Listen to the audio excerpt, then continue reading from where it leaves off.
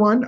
Welcome to today's webinar. My name is Ryan Acker. I am the operations manager here at United Suicide Survivors International, and we have a very special guest with us today, Molly Booker, who is an amazing author and speaker, and who's going to be talking about her book and then also really some of the lessons that she has learned on her journey that might be able to help us as well. And so we're going to do just a little bit of introductions. Before we jump in, I will love to tell you a little bit more about United Suicide Survivors International for those of you who might be new. And then we'll be talking with Molly. We have a couple of questions for Molly to start with. And then if you have any questions, please do feel free to enter them into the chat and we would love to talk with you as well. Um, as we're getting started, one of the things that's really important for us in United Suicide Survivors International is really our mission. We are a home for people who have a lived experience as a survivor, people who have experienced suicide loss, people who have attempted suicide, and people who have had suicidal thoughts and challenges. We are working together to create change in our communities, and our mission really is to create a world where eventually organizations like ours are no longer needed. We do a lot of work when it comes to empowering survivors. We want to empower people to tell their story as a way of healing, but also as a way of creating change. We believe that prevention is best served when people with lived experience are leading that change and talking about changes in policy and talking about ways that we can do things different so that not only are people surviving in our communities, but that they are thriving as well. And so that's something that is critical for us here at United Survivors. We have a lot of different programs where we empower people through storytelling, through our online courses, our I Have the Survivor workshop and retreats, through programs that empower change makers, such as today's webinar. We also have a lived experience collective network where we empower people with advocacy tools. We have an annual convening where we bring people together. And we are also working to plant the seeds of change in our communities through programs like our Construction Working Mind Summit, our Hope Certification and Workplace Wellbeing programming throughout the country and soon globally.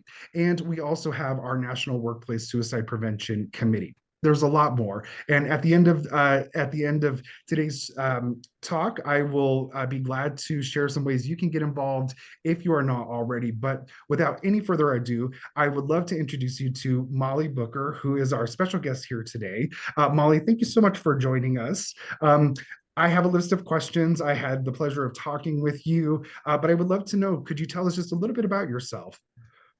Yeah, well, thanks for having me. I love that this exists. I love what you I moved to Nashville, so now I say y'all. I love what y'all are doing, and I couldn't agree more about the power of storytelling and sharing stories, particularly survivor stories. So I'm honored to be here, excited to jump in. I love just diving right in. So I'll kind of start at the heart of the matter here. And um, suicide has been a pretty big part of my story. I started having thoughts of suicide at 16 and grew up in Colorado. And at the time, that was not talked about. So I didn't hear anybody talking about mental health, mental wellness, mental illness, none of it. It was, just kind of like suck it up and be tough. And so that went undiagnosed, untalked about for me for the next 23 years. I just lived in this nightmare, and I really didn't know that it was treatable. I didn't know that this was something that you could talk about. I personally felt so much shame that I was thinking this way or that I was having these thoughts. And so, and obviously in my own dark mind at the time, none of that was getting any better. So I tried to kill myself, several times.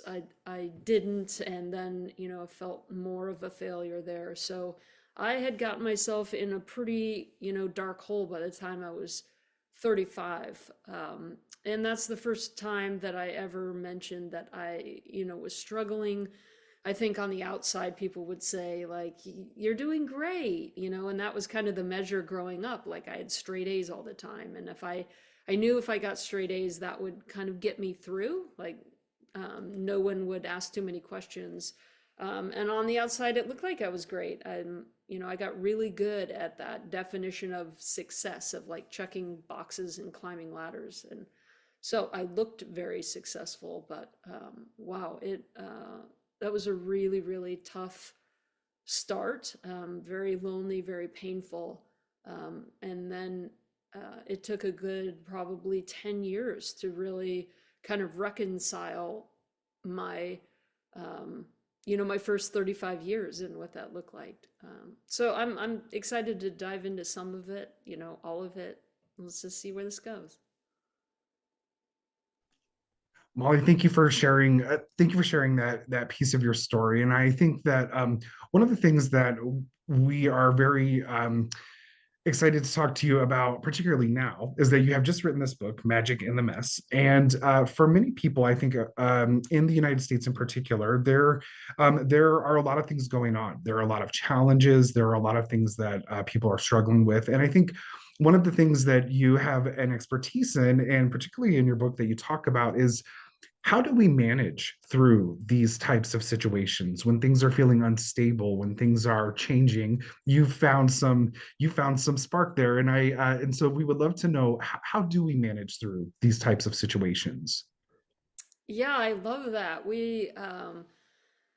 I just partnered with Speak Up, Reach Out in Edwards, Colorado, and we did a great event last week called Hope is Not Canceled, and talking a lot about this, talking about how do we stay informed? How do we, stay awake and stay abreast of what's going on without getting into hopelessness or depression or anger or into some of those dark spirals? So we just had a really great conversation. So I am just going to pick from the wisdom of the whole panel and share from so knowing that I'll certainly give credit to a lot of other people. It was a great conversation, but one that I think is important. And I do think starting out that it is important to stay informed. I think that when we don't know what's going on, we tend to make things up, and our mind tends to make them up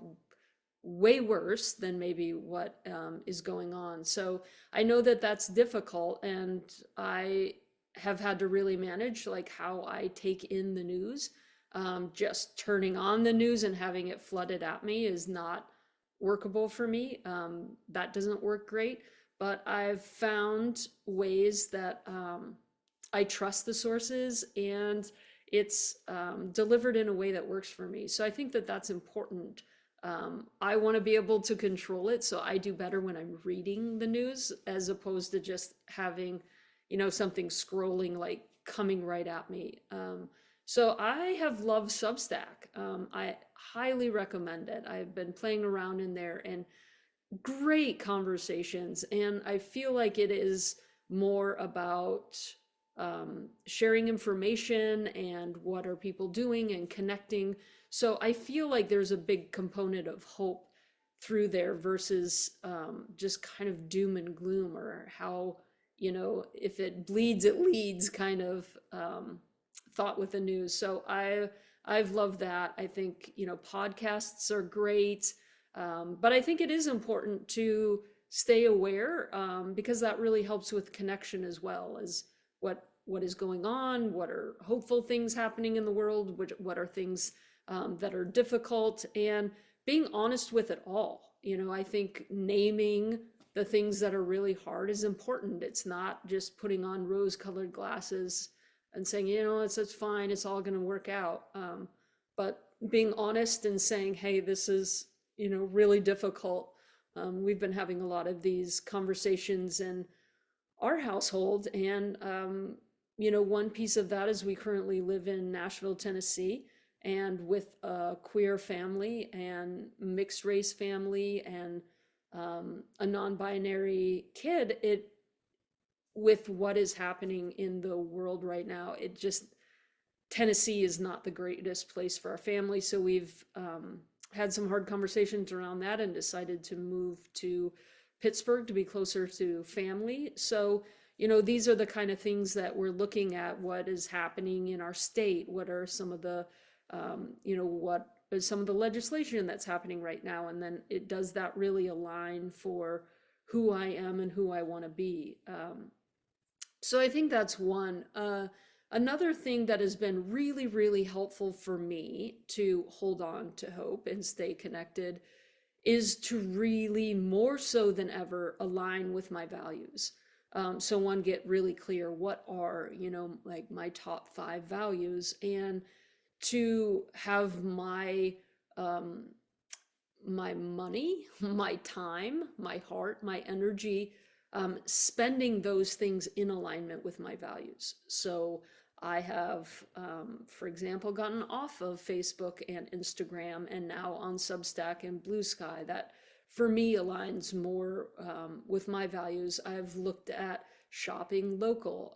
I spend a lot more time in local bookstores. I am sorry to say it has taken me this long to do that, but I less dollars going to Amazon, more dollars going locally and shopping more locally, just being more aware about those things. How am I spending my time? How am I spending my money? And then also, I think a really important one is, who is my community right now, and being very intentional about that.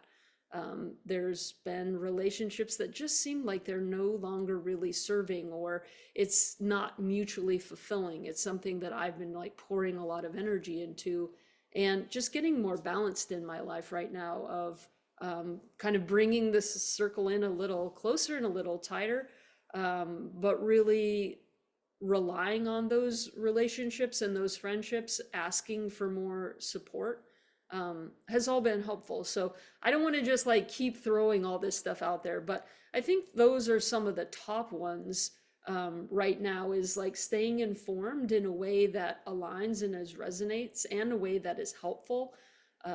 I think also, really aligning yourself with your own values. And then 3, the community that you're a part of. Is it serving you? Is it working? Is it helpful?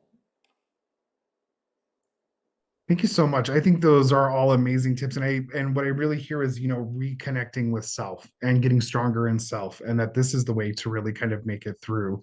We have a comment, I'm not a little, but a pop-up, a comment from someone: knowing there is power in community. What could the community, let's see here.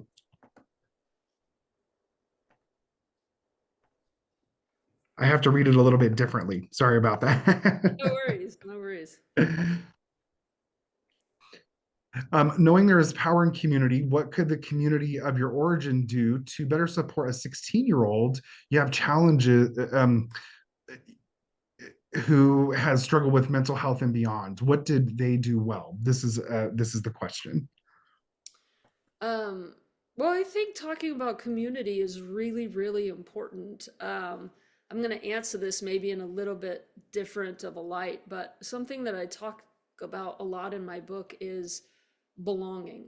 I think many of us probably in the suicide prevention realm are pretty familiar with Thomas Joyner and his model, that really breaks out suicidal ideation. And there's 2 components to that: thwarted belongingness and feeling like a burden. So belonging is a huge, huge part of suicidal ideation, but a sense of belonging is also huge in recovery and feeling that sense of wellness. And so for me, I really needed to completely change how I thought about belonging. For me, growing up, it was all about fitting in.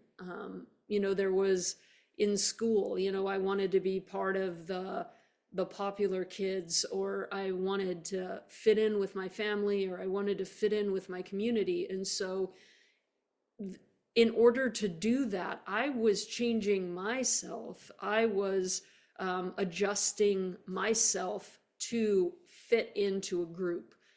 So I changed my likes, I changed my preferences, I changed my values to match with the group, thinking that that would have the group like me more.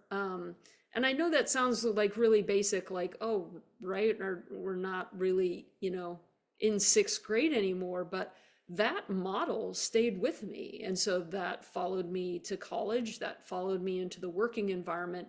And I didn't have a real strong sense of self. I grew up with this idea of like roll with the flow and be polite and don't upset people or don't make people uncomfortable. And so, often I would kind of forsake myself for the better of the group. So I would, stay out late when that really didn't align or didn't serve me, or I would go along with jokes that really weren't funny to me, and oftentimes like I just were not aligned with. Those are just some examples. So I wasn't really being my most authentic self. And the interesting thing is in that model, I was never authentically showing up. And so there was always this sense of feeling alone and lonely. And like it was just so difficult for me to make friends or to have friends or to feel any sense of community. And I misunderstood that. I think I felt this sense of abandonment from way back. And the root of the abandonment was that I abandoned myself.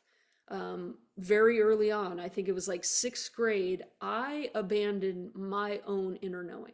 I abandoned what I trusted for myself, thinking that somebody else had a better, smarter, cooler idea of how to do life than I did. And so that is the source of abandonment, is I had abandoned my own authentic self, my own knowing. But it felt to me like the world was abandoning me. It felt like, wait a second, I don't have friends though. People aren't calling me back. And it really felt like there must be something really defective here because I'm not experiencing relationships out in the world. And it wasn't until I started to shift that and come back to myself and say, wait a second, I am taking back a lot of these things that I gave up, things that I got messaged when I was young that were not cool, or, all these things that I thought was so wrong with myself. Like I'm an introvert and being an extrovert is better than an introvert, or I am super nerdy, and like with all those movies growing up, it was like, that is not the cool thing to be. So I kind of pushed that aside, that I love reading, I love school supplies, I love studying, I love coming into myself, I love being quiet. And so, all those things I made wrong about myself. And then, coming out later, realizing there was much bigger things about myself that, staying in that tight box of, wanting to be successful, wanting to be liked, wanting to have power, wanting to have influence, all of these things, I stayed in that box of that model of fitting in. And so it wasn't until really looking at that things began to shift for me, and I felt a sense of belonging when I finally started showing up. When I started getting more authentic and saying, hey, I know that this is not the case for the majority in the room, but I don't drink.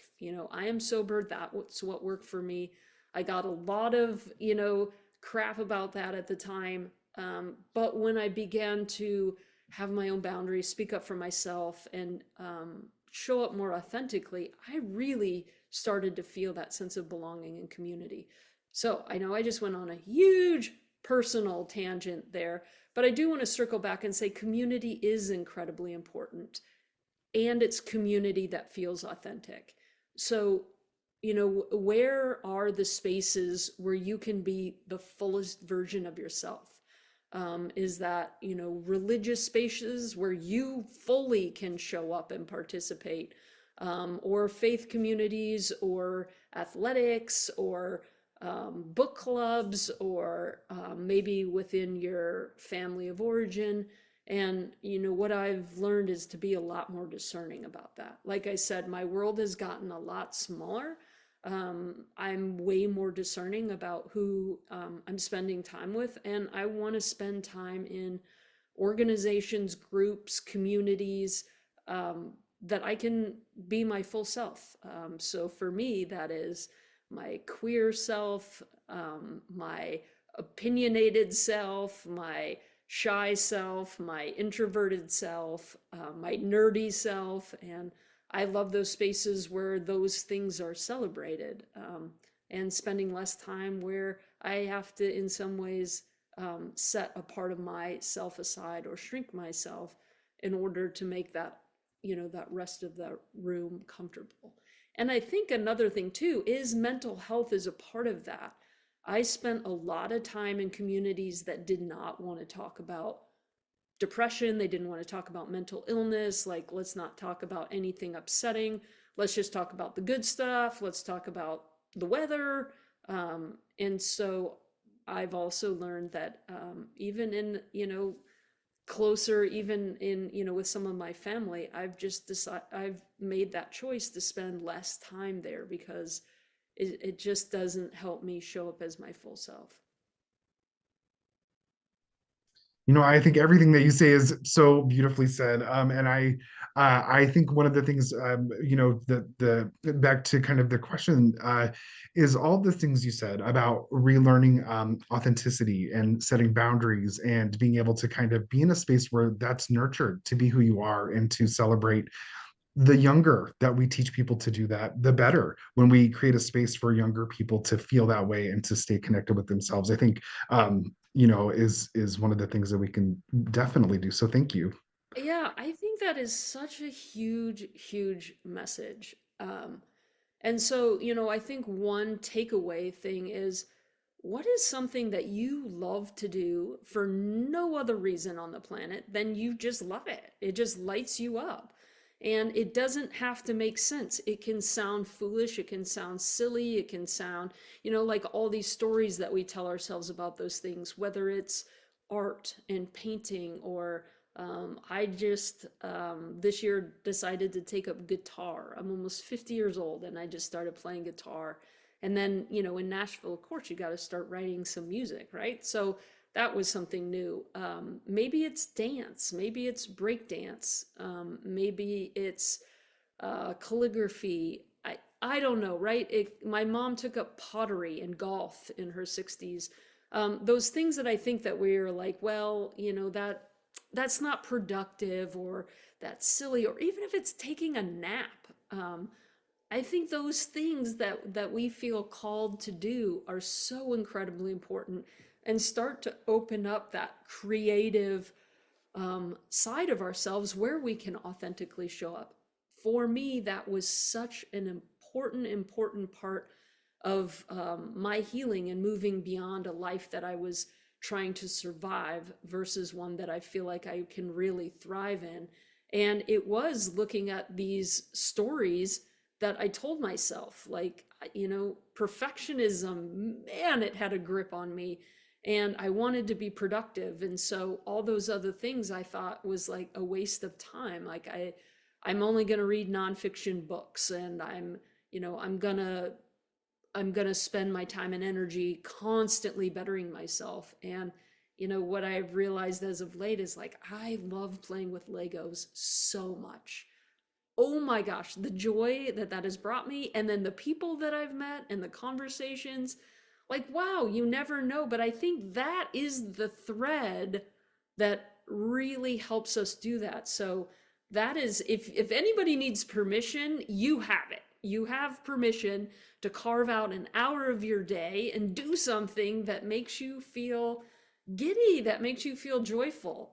Get out some paints or some pencils or some crayons or, an instrument, or I don't know. What do you love to do? What's something that you love to do that just lights you up?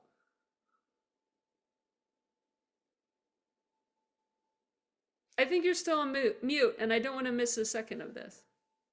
I said I personally am also a Lego fan, so I'm so Yes. glad that you brought it up. And I think I really, there are a couple of questions from the chat Yeah. too, and I appreciate what they said, because I even remember in my own story of the time when I thought it was time for me to get rid of Legos because I was an adult. And so from one of our guests says, why do we spend so much time trying to prove ourselves in communities that don't really want to understand who we are, whatever that community might be? What do you think of that? I thank you for naming it. Yes, I have spent most of my life trying to prove myself to people who just don't really approve of me. And wow, I mean, that is, you can certainly do that and you can spend a lot of energy. And I mean, it felt like a treadmill to me. I didn't get very far with that. And I think it has a lot to do with this sense of belonging, like that we want to feel like we have a place, that we have people, right? We all need that. And so I think sometimes we misunderstand that I need to prove to you that I am good enough to be, part of this circle. And, what I've found is that the more I let go of that, the stronger sense of belonging I have. It's kind of like, well, it's not just like, oh, well, just don't care about it so much, right? I mean, that, of course, we all really care about it. But I think to me that needle of belonging started to really move when I got a lot more curious about myself than what other people were thinking of me. And so it was like reclaiming a lot of those things. I think it's those things that we feel like get in the way of belonging. And so we abandon those things in ourselves, like, oh, well, I just love to read and no, I'm never going to make friends reading. So I'm just going to like press that love aside a little bit. And I'm going to force myself to go out and go to the gym because that's where I should meet people. And I really think that that is just, like a backwards way to do it. And that was never very helpful for me. So um, I think over the last 15 years for me, it has been a process of reclaiming those things that I have set aside about myself. Like reclaiming, I am a nerd. I get so excited about back to school. I love the smell of tape. Like, oh my gosh. And like Trapper Keepers, for anyone who's over like 45 years old, you know what I'm talking about. All that stuff lights me up, and I press that aside. Like, oh, that, who cares about that stuff? Well, I do. And it makes me part of me. So um, I think if there are communities where you're spending so much energy just to get in the door, or to be a part of that at all, it's just at least starting with a conversation of, why am I fighting so hard to try to fit in here? Or why am I spending so much time trying to convince people that I am, worthy here? And instead of doing that to the room, turn that energy to self, of really coming home to self and seeing how brilliant, how talented, how beautiful, you are. And I know that this all sounds super cliche, but this is what this is what healed it for me. I will be honest and say I spent an entire year learning how to look myself in the mirror. Um, and I think that this happens with deep depression. And for me, when I was in that space of real deep suicidal ideation, there was not one thing I could stand about myself. Like, I hated myself. I hated the way that I looked. And so for a year I was like, okay, I'm going to take this on. Like, what is it? And I got curious, what is it about my face that I can't stand? And so I would get in the mirror and I'd look and I'd be like, well, and then it was like, well, I don't think there's anything that's disgusting, And so I spent a couple months there. Well, I'm not disgusting. And then I'm like, well, I actually really like my ears. That was the first thing like that I really liked about myself. I like my ears. And then it just kept growing to the point of like, wow, I am attractive. What was I thinking? I spent a year doing that, and it has, not only changed, my self confidence, But it's really changed like how my self-worth for sure, which I think that those survivors, you know what I'm talking about. Wow. Depression can certainly do a number on your self-worth. Thank you for thank you for sharing these hard things that are often left unsaid. And I think one of the things, of course, that if it was easy, it's not always easy. No. Um, And I think one of the questions, as you are going through this, or that dedication to saying, I'm going to do this for a year to love me and to like me. One of the questions that we had was, what was kind of the mantra, or did you have a motto that you used during this time to really kind of say, I'm going to stay authentic, I'm going to hold my values and my boundaries? So what did you use? First of all, mantra is amazing. Thank you for whoever brought that up. Yes.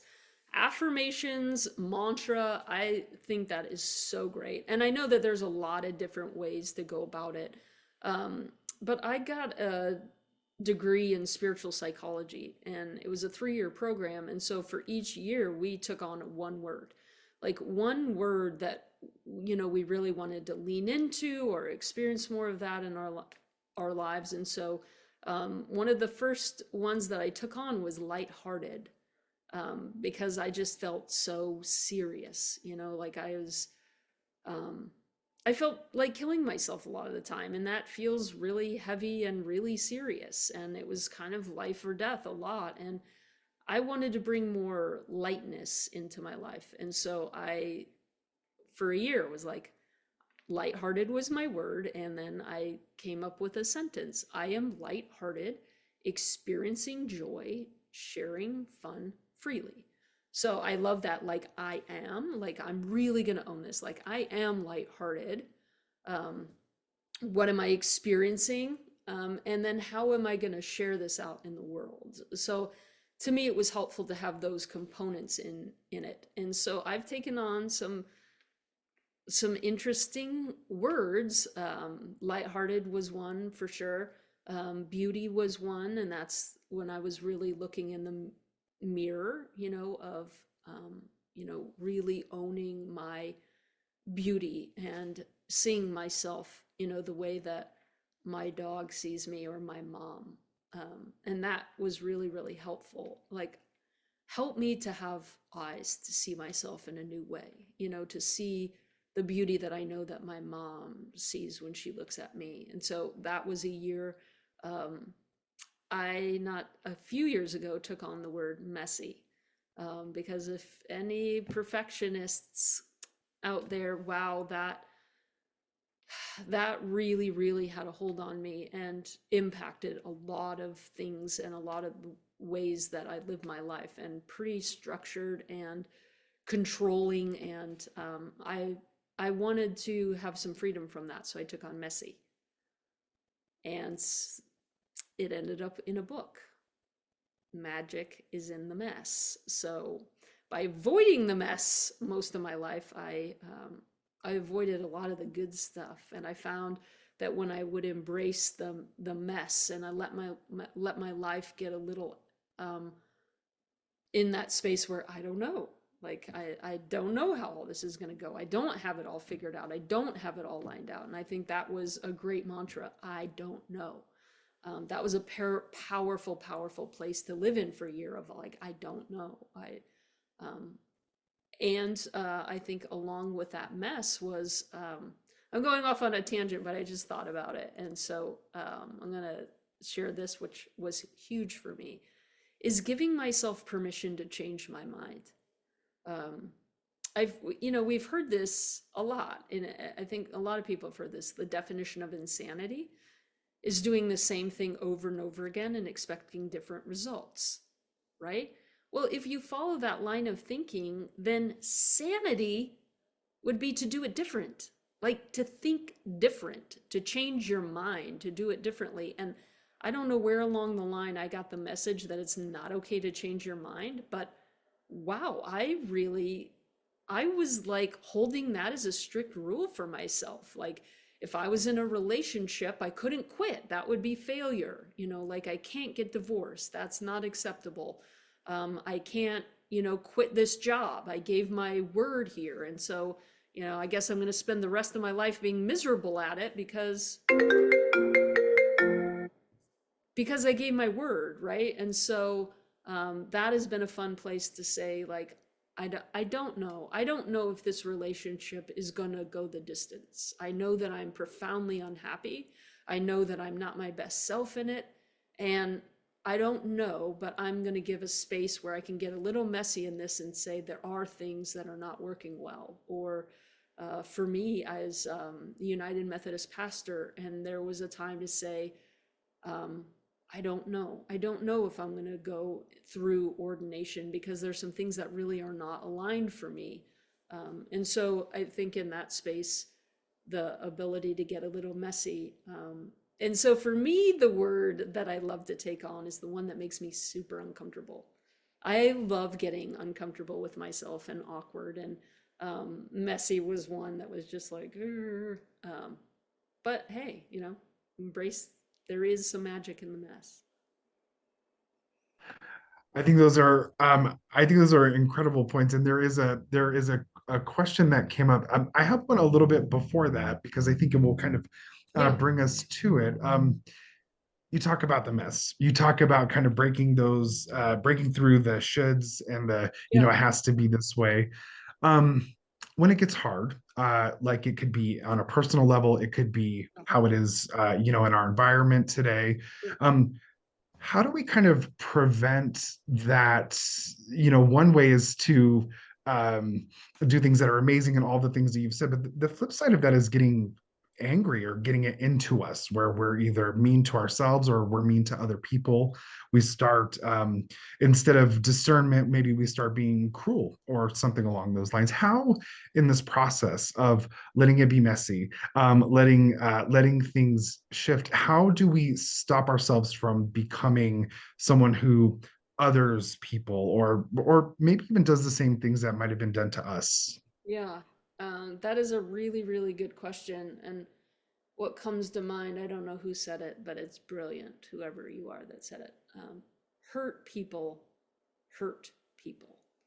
And so I think it's been very helpful for me to remember that when people aren't treating me in a way that aligns or works for me, including, sometimes my own family.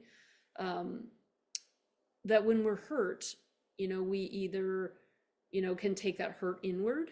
And I did that a lot. That was a lot of pain and hurt that went inward, that really went to that self-hatred, to that suicidal ideation for a long time. Or, we put our pain out on somebody else. And so I think one, we all do that at some point. So a lot of self-compassion for the ways that we have been, hurting ourselves or hurting others, self-compassion for that. And I think it's also about telling the truth, and providing that space for us to get honest about what's going on.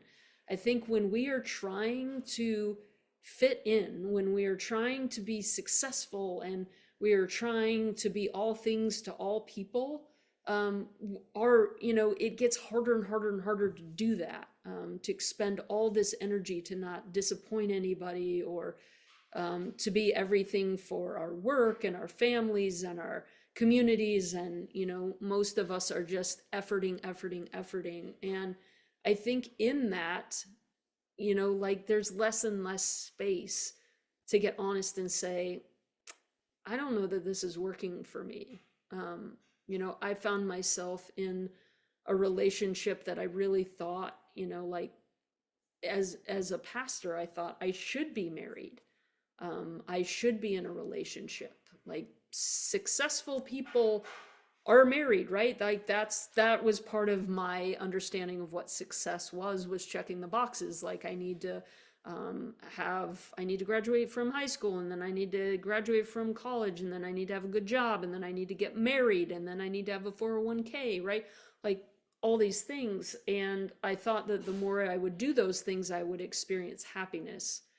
And for me, the more that I checked those things off, um, I wasn't getting any closer to happiness. And so that's where my hope started to really disappear of like, this is the only path that I knew. And the more that I'm doing it, the more miserable I am. So how is this ever gonna get any better? And so for me, it was really slowing down and saying, getting honest and saying, this is not working. Like this way of me living my life, I don't want to do it. So something has got to shift, something has got to change. And one huge thing for me was, how am I defining success? Um, if like Dr. Robert Holden is so great. He writes all these books on love and lovability. And, one thing he says is your definition of success will drive every other single decision in your life. I was like, oh my gosh, my definition of success is driving everything I do. One, I better know what my definition of success is. And two, like, I really want to make sure this works for me. And it turned out I spent most of my life really contorting myself in a definition, in somebody else's definition of success, and one that really did not work for me. So one that has been way more helpful is my definition of success is knowing who I am. And so I know that it seems like I've really gotten off of the question here. But to me, if I'm living a life that feels aligned, to me, success is knowing who I am, that I can get more honest about those things that are not in alignment.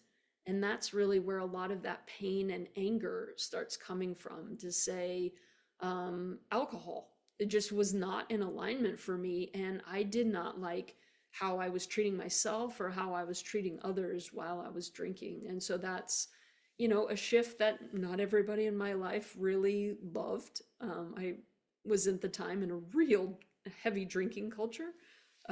So looking at those things, I also started to see that when I let my life get a little messier and I opened up, when I got more flexible in my mind and with my thinking, I started to see the world a little bit more.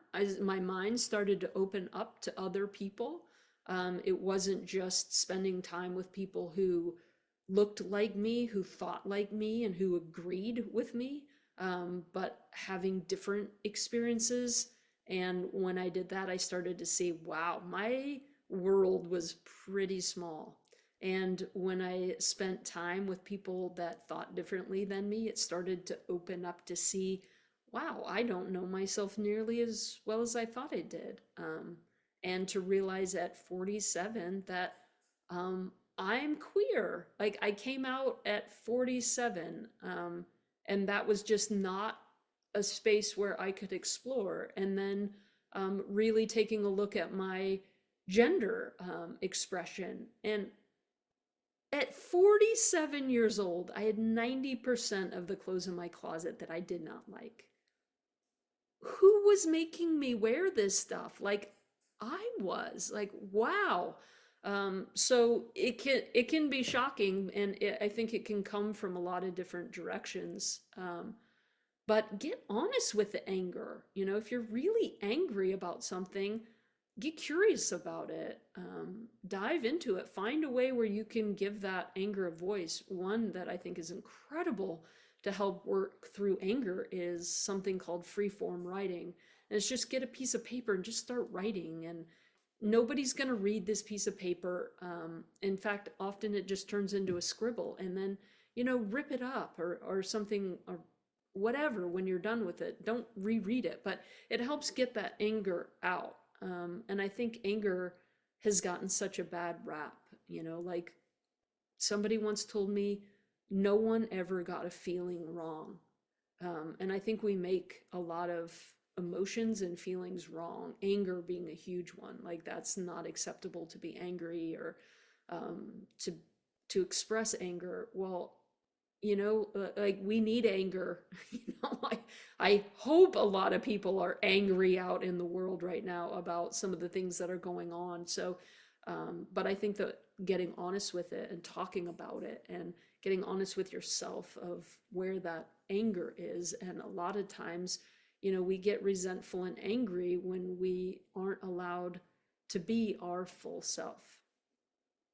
Even when it's ourselves that is making that be the case. I I think yeah, I just really appreciate you being able to kind of take us on that journey to through the hard parts. I think, and the parts where we really have to connect with the feelings that are not always positive. And I think one of the questions that came up as you were talking, and I think in particular for um, survivors in the lived experience community, is how do you you're this part of the journey, how do you reconcile that as a parent?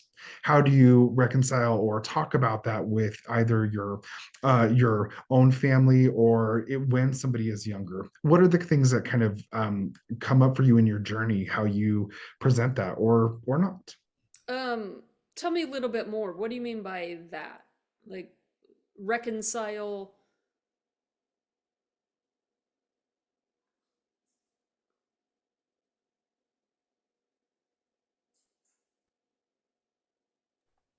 Well, I was going to try to reread it, but I'm not sure that I don't find it on there anymore. I think one of the things, and what I maybe thought that I could understand from the question is, when we're in a caregiver position Okay. and we might talk about like our experiences when we struggled with suicide or something hard that we've overcome.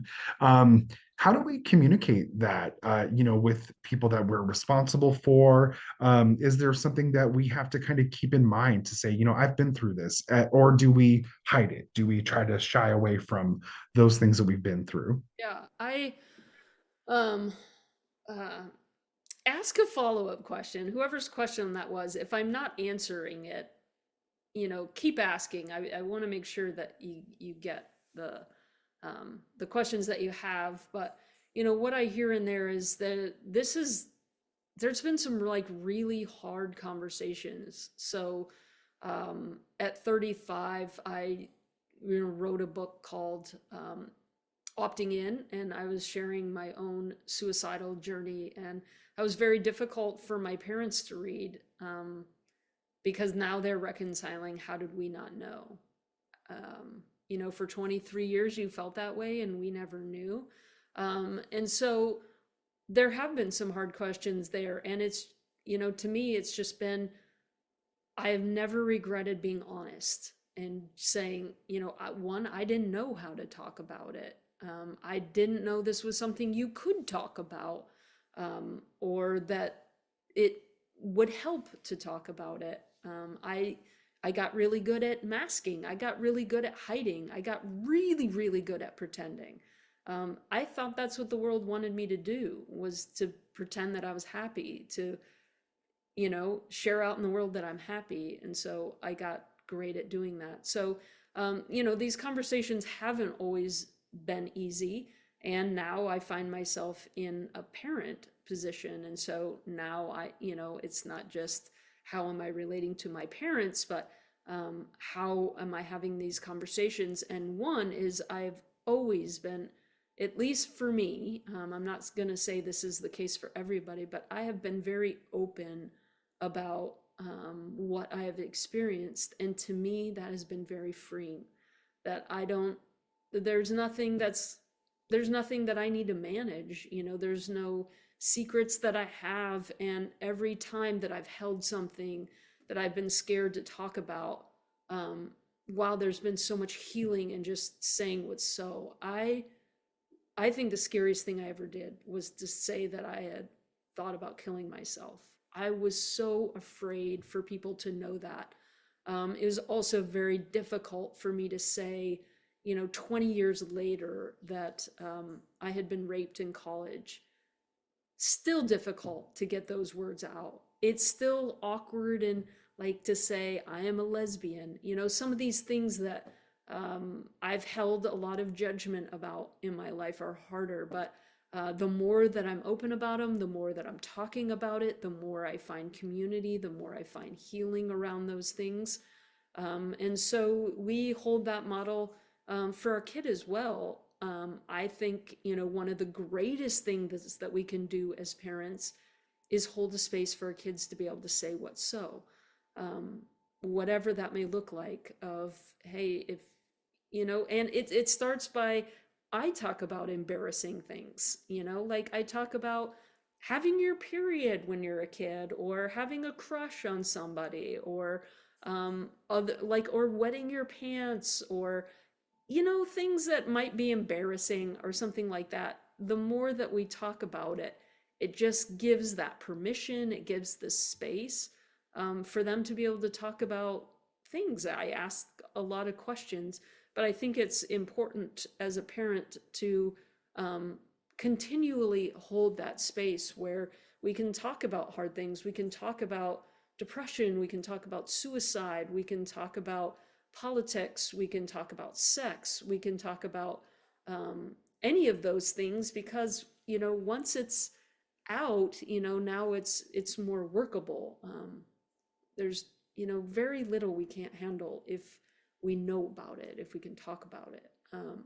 I also have gotten really good at asking difficult questions and bringing up the elephant in the room. Do you know how helpful that is? To say to somebody, hey, I overheard that you got a DUI last week. I don't know if you wanted me to know that information or not, but I did hear, and wow, you've been on my heart. How are you? Those things that's just like, I don't know, should I bring it up? Should I not? Or when I was in high school, my brother was killed in a car accident and nobody talked about it. When I would walk down the hall, it was like silence. People didn't know what to say, so they didn't say anything. And I think what's more helpful is to say something. Hey, I heard you had a difficult loss in your life. I just want you to know I'm thinking about you. It doesn't have to be complicated, it doesn't have to be hard. But I think one thing that can really, really change the world is that we can talk about things. We can talk about hard things. We can talk about embarrassing things. And if we hold that space, um, that's where healing happens. Thank you for sharing that. And I will just share with you, I believe, I have always appreciated when people who were older than me, or like someone that I might looked up to, shared with me experiences that they were going through or had been through, because then I didn't feel so alone. Yeah. Or even I remember a time when somebody in my family shared with me something, and I wish they had told me so much sooner, because then I wouldn't have felt like I was the only one going through it. The person who asked the question, which I think all of the things that you just said were amazing and really relate to kind of that, just talking about things and being honest and being willing to go through the mess, or the hard parts to bring it to the surface, is really, I think, what the question was about. And the follow up, I think, just to clarify, is as a parent of a non-binary kid, how do you incorporate the harder parts of your mental health story into raising a future leader and amazing human being? That is the exact question. Yeah. I am really transparent. We talk about it. They, know what I've struggled with.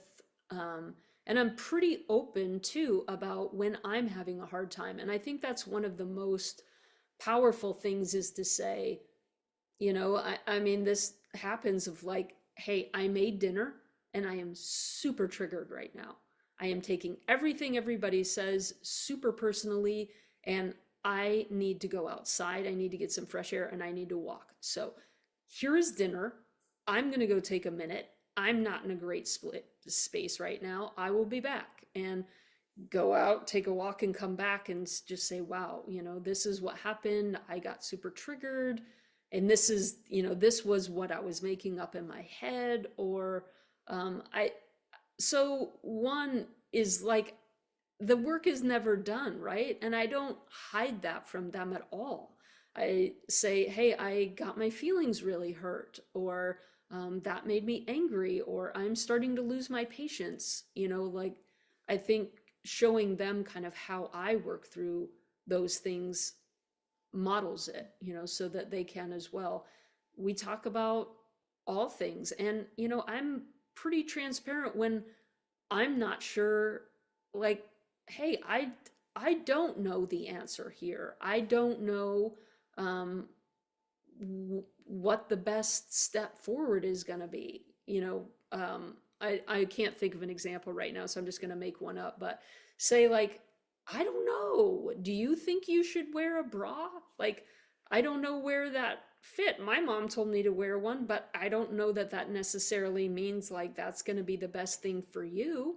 And I don't know. Are you thinking about that? It's like when I'm unsure and I don't know, I just tend to ask them, which I think has really been helpful, in parenting as well. Um, but I think that the more that I can slow down and really name what's so, even with the really small things, I think when we step over little things, it teaches us to get in the habit, and then we start stepping over big things. So, and it can be uncomfortable. It's calling things out more often, and one, I super people pleaser. Like, I did not want to, like, peacekeeper. I don't want to ruffle any feathers. I don't want anybody to get upset. And so, I wouldn't say things like, hey, you borrowed that thing from me a week ago and you never returned it. That doesn't work well for me, or hey, I paid for dinner last time. It's actually your turn. And I get you always forget your wallet when it's your turn. I'm happy to cover it, but I really need you to Venmo me. It's, or, um, hey, I need some help around the house.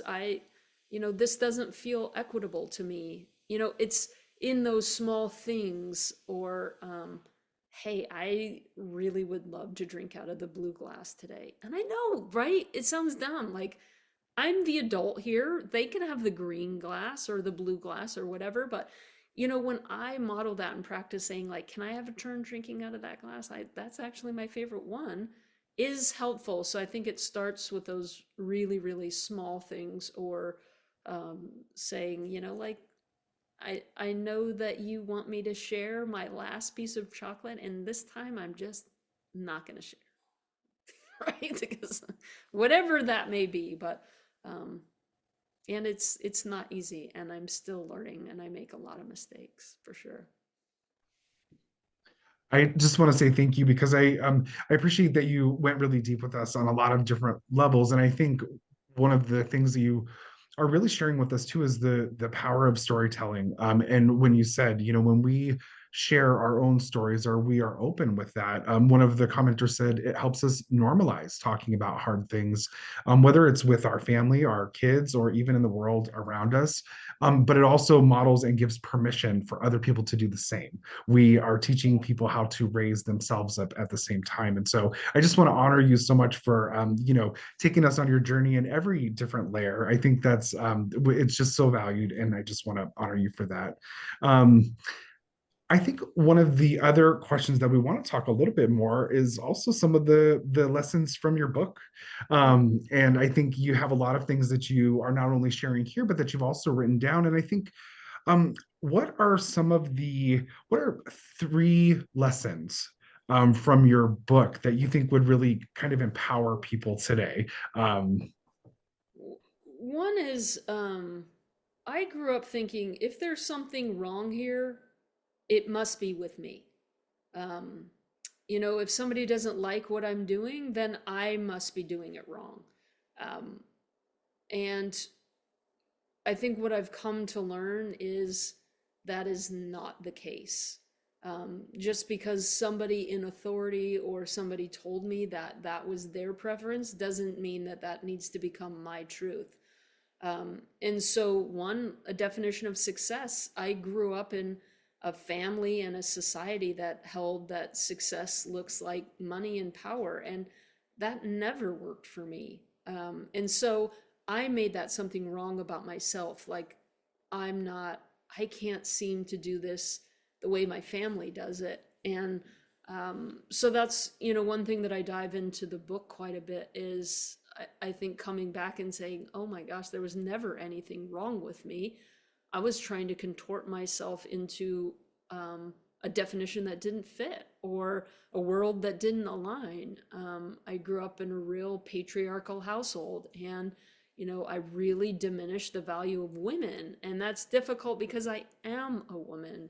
And so there's been like a lot of relearning and things that just didn't align or didn't work. And that's been a lot of the hard work, is to go back and do repairs and do repairs with myself um, as well. And so I think that's one of the lessons. Another one is I talk a lot about perfectionism, and that really shaped the way that I had structured and like how I knew myself to be. And um, it just took taking a look at it. I just started with this little nudge, or this little inkling of, I'm not sure that getting straight A's all the time is actually the best way to go about learning this material. I have 3 master's degrees, so I love school. I go to school a lot. And it was this awareness of like, I know how I can really learn and stretch myself and learn more about myself. And I know how I can get an A, and those two things aren't always the same. And I often would choose to get the A. So that's how I started to say, like, I don't know that this is working for me anymore. So I think, slowing down and taking a look at those things is really, really important. And, there is also a huge piece in the book of talking about relationships as well. And are the relationships that we're in, are they mutually fulfilling? And I really struggled to make relationships work. I struggled as a kid to make friendships work. I never seemed to be able to make boyfriends work or marriages work. And I thought that was something defective about me. And so I talk quite a bit about that in the book of, navigating 2 divorces. And those are very difficult. I judged myself a lot in that, really painful things to go through. And then, what I realized is like, I'm forcing myself to be in relationships that just don't work. They don't align. I don't love men in that way, but being with a woman, wow, that has shifted everything for me. So um, there's a lot in there. There's a lot of nuggets in there, but I think this book is for anyone who might have had that feeling of like, is this it? Or I feel like there's something missing, or, I still haven't found what I'm looking for. And I'd like to suggest that that's something that might be missing, the thing that just doesn't feel quite right, or I'm just not super happy, in all areas of my life. If there is some thought about that, I'd like to suggest that that's something that's missing is probably you. And that's really what I found is the the pieces that were missing in my life were where I had locked that part of myself up or made that part of myself unacceptable. And so bringing all of that mess, like I thought it was messy, but bringing all of me back around has really changed everything. How you say it is just so it's so powerful. I just again I want to appreciate say how much I appreciate what you're saying. There is another question. Here it says many of us are doing suicide prevention work. Can you share some of the things that you learned about burnout and how to combat that as you transitioned away from suicide prevention work in particular? Yeah. Um, well, thank you for bringing that up. Again, with that definition of success, I was like, I am going to be the best suicide prevention person on the planet. I single-handedly will, make this different in the world. And I was on a mission. I mean, I just training after training after training, and I just kept doing more and more and more. And it really stemmed from that, thinking that if I could please people, if I could prove myself, if I could earn, if I could earn it, if I could earn approval, then maybe I would start to feel worth. And that really did lead to huge burnout. I wasn't getting enough rest. I wasn't, um, I wasn't really taking a look at what do I need. I was just about serving other people. I think I thought that that was more spiritual, or I could be like a better human being if I thought of others before I thought of myself. I thought that that was kind of like a better way to be a human. And I realized that is not the case. That I burned out, and I was not super kind to those people closest to me. So there was a lot to look at there, and I think it does go back to those things that you've heard 1,000 times, but it's like, but that's good advice for everybody else. But I don't need that. Put your own oxygen mask on first I mean, how many times have I heard that? And, self-care. And I'm just like, that's for other people. I'm too busy for that. And, I would say it again of really taking those things seriously, of, um, really taking a look. How am I treating myself? Because that's going to be a model for how I treat everybody else. And am I not allowing myself to take rest? Am I not allowing myself to take my days off? Am I not putting my phone down when I come home at night? Am I asking unreasonable things of myself? There was a stretch where I gave every single person I knew my phone number and said, call me anytime. I will answer the phone. And so people were calling me who were suicidal all the time in the middle of the night. And, I thought, I thought I needed to do that.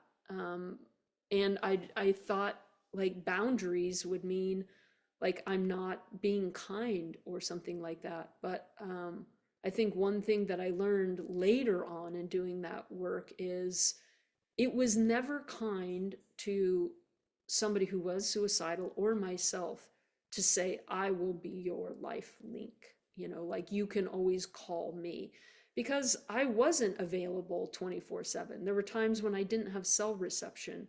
There was times when I was asleep. There was time that I went to the bathroom, right? There's times that I just wasn't glued to that phone, and it wasn't fair to that individual that if they needed somebody in that moment and I didn't answer, that's not great for them, right? It's also was so not kind to put all that pressure on myself. So I think of having a net, of um, I heard in one of the trainings somewhere along the way about this like connect five, and if we could all have five people that we feel like we could really say what's so with.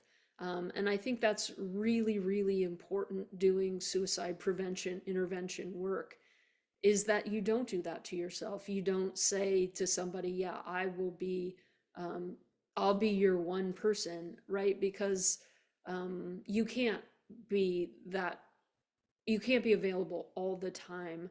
Um, and let's create a network for that person. They should, I think that every person should have somebody that they can call whenever they need it. And there's enough people out on the planet that we can make that happen, whether it's calling a hotline, or calling a resource line, or calling a friend, or calling a family member, or calling a cousin, right? If we've thought about it and we've all, resourced ourselves well, um, then nobody has, would ever need to get to that point where you're not getting your own needs met.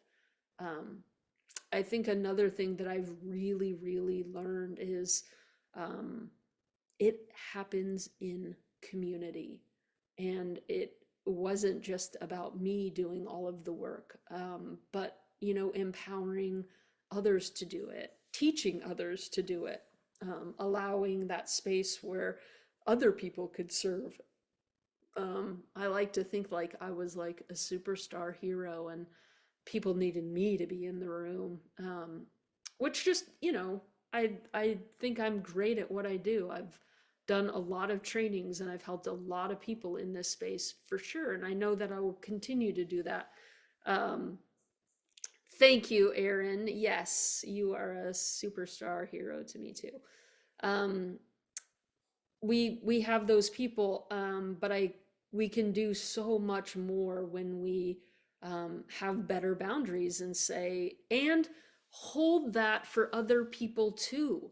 Um, that when I worked that way, it was communicating to everybody else like that was the standard, that you would need to not have any days off or not take vacation, or I wouldn't want that for anybody else. So I think making sure that if you've done a training, I mean, you expend a lot of energy when you're doing a teaching or a training or speaking to a room.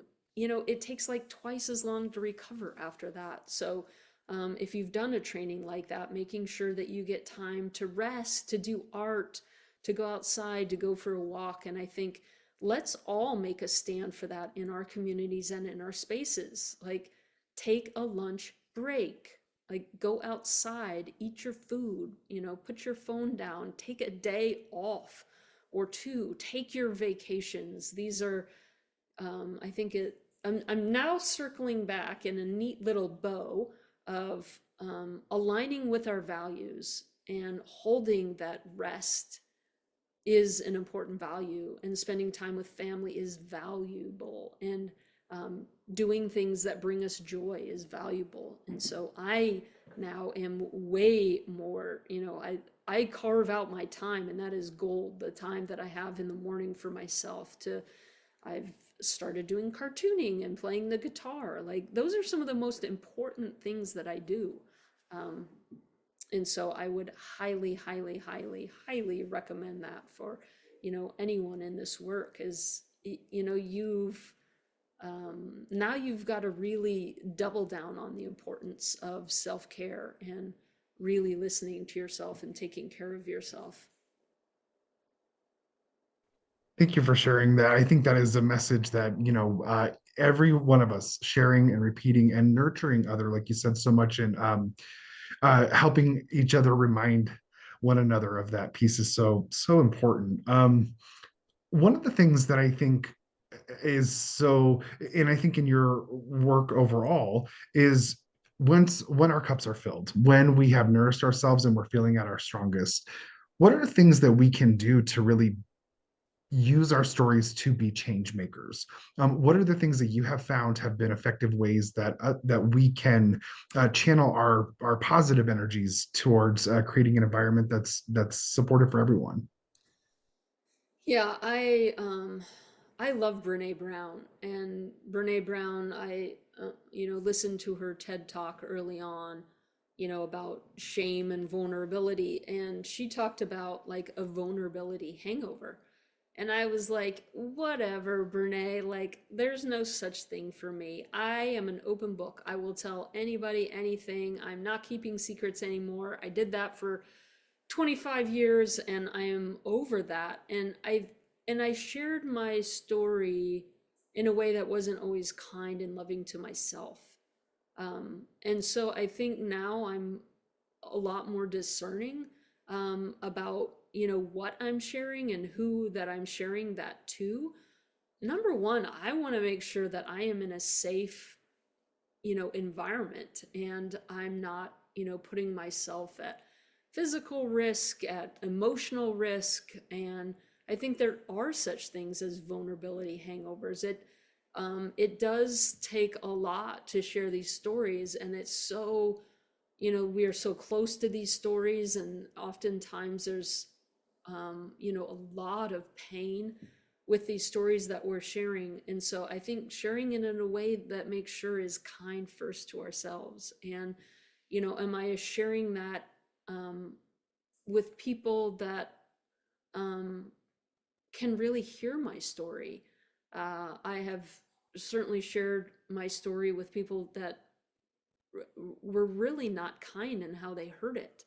And so, I'm more mindful about, about my audience, and sharing it in a way that I know that is going to be helpful for myself and helpful for the audience. And I don't mean like I'm not going to say something that somebody might disagree with at all. I talk a lot, and I think people disagree with a lot of what I have to say, more and more so. Um, but I think it really stems back all the way to um, kindness to myself. And I learned some of these as a pastor that, people always had comments about, my sermons and what I was saying. And, I let people have, I think, too much feedback at times. And that really made it difficult then for me to keep sharing really openly. And so I think one, having your own boundaries, sharing what you are comfortable sharing. And, it doesn't mean that you need to answer every question that somebody asks. It can just be like, I don't have a great answer for you for that right now, or I'm not comfortable talking about that today. Tomorrow could be different. But I think really honoring, what you're comfortable with. I think there's another piece that I was lucky enough to have somebody coach me around really early on, and that is telling, sharing our stories from a space of healing. And when we're sharing the wound and we're still very much in the wound, that is just putting more of that out there. So I think if we're, still, it's like if you're still in a fight with somebody and it's still super raw, that's not necessarily the best time to share that, because we tend to get in it and then we bring other people into it.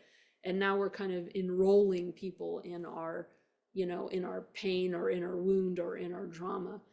But I think if we process this stuff first, if we've healed that part and then share from the healing, that is profoundly helpful.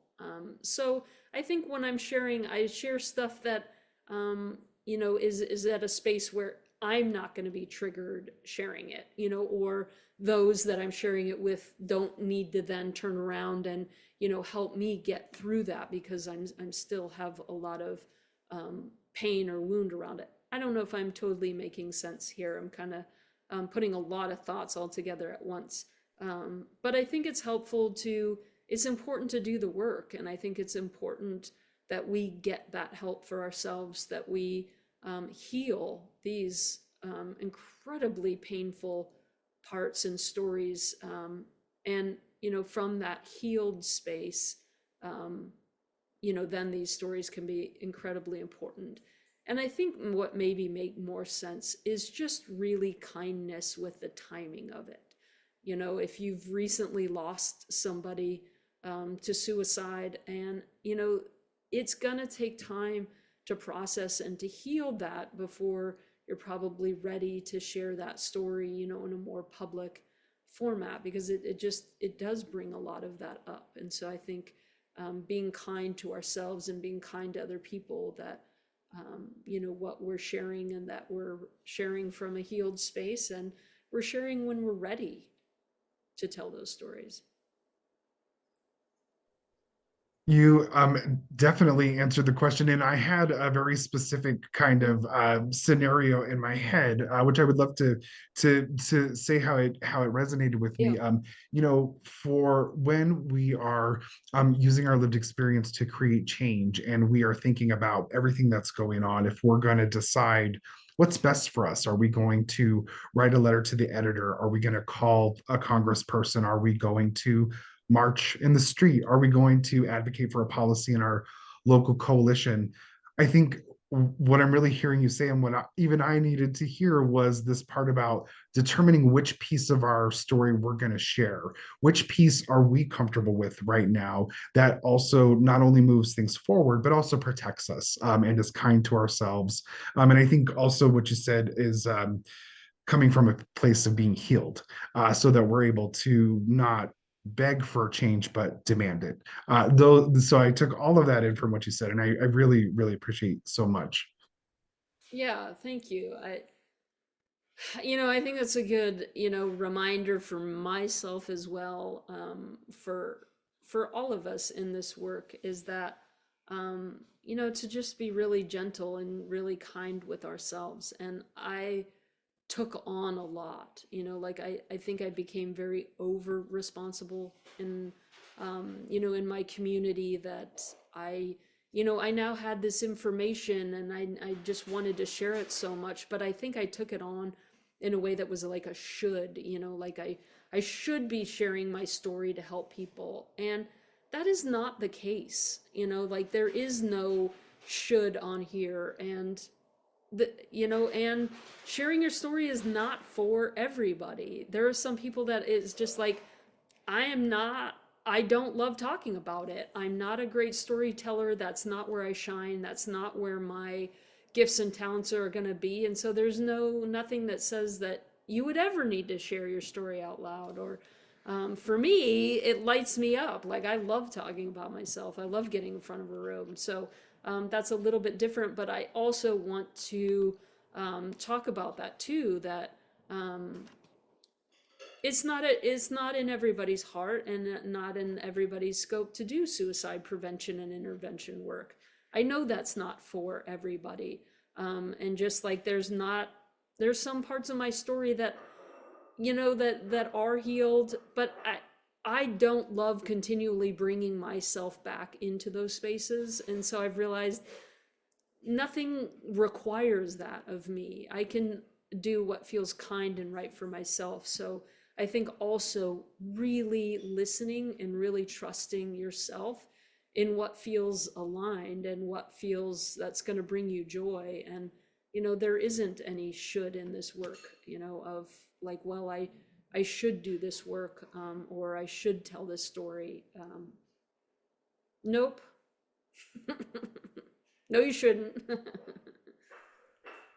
I have no doubt that people in today's webinar could you are again just an incredible speaker and author, and I have no doubt that we could listen to you for several more hours. But I also really heard that we need to honor self-care for everyone else. And so today we talked about ending at about in about 10 minutes. And so I want to honor your time and everybody here today. I wanted to ask you maybe if we have time for one more question from the audience, if anybody has one, and then also at the same time ask for kind of your final words of wisdom. What do you think is something that in this time and space would be really helpful for us to kind of know as we move forward to the next steps? um I think the thing that I will leave you all with, one, I'm so grateful to be here. I'm grateful to be in this community. I'm so glad that I am here on this planet. I'm glad that I didn't take my life along on this journey, and that came from people doing this work. So, thank you all. Thank you for the work that you do, and the opportunity to be in this conversation. But I think the thing that I would leave you with is just how awesome you are. For each one of us, just how lovable we are, how deeply we are loved, how we are valued. And I think it is so difficult to see that for ourselves. And so, if nobody has told you today, you are lovable, you are so loved, you are important, you are worth it, your story matters. It matters that you are here, and the way you see it and the way you think really matters. So anybody that needed to hear that, I probably needed to hear that for myself today. But I think, when we talked about mantras a little earlier, like, and bringing that, towards self, like, I matter, that I am loved, I belong, I'm worth it, all of those things. It is important, and that is true for every human being, that we are important and we are so loved, and there is a space, for us and our story and our expression here. So I love that, we're a bunch of storytellers, and I love that we're all creating space for our kids, our communities, and those, in our spheres, to see that there is a space for them. There's a space for us all to be our beautiful, messy, authentic selves. So thank you. I appreciate being here. I appreciate you all listening and staying on this late. Um, and I'd love to hear from you. mollybooker.com. I'd love to hear, what shows up. I'm always happy to talk about suicidal journeys. And so reach out. I'd love to continue the conversation. Well, thank you, Molly. That was going to be my last question. So where can we find your book? Really, anywhere books are sold, and I would say, please shop local. Wherever you are, put some of your favorite bookstores in the chat. Like, let's give shout outs to, um, I love the Bookworm in Edwards. I love Stay Gold in Pittsburgh. There's some amazing local bookstores, and go in and ask for the book. Um, or you can get it online. mollybooker.com is the best way to find all things me, where I'm at. Substack, I'd love to see you all there. So yes, please, get a copy. It's a really good book. It's really well written. It's an easy read. I think you'll definitely get some great nuggets out of it, and then let's talk about it. I'd love to stay in the conversation.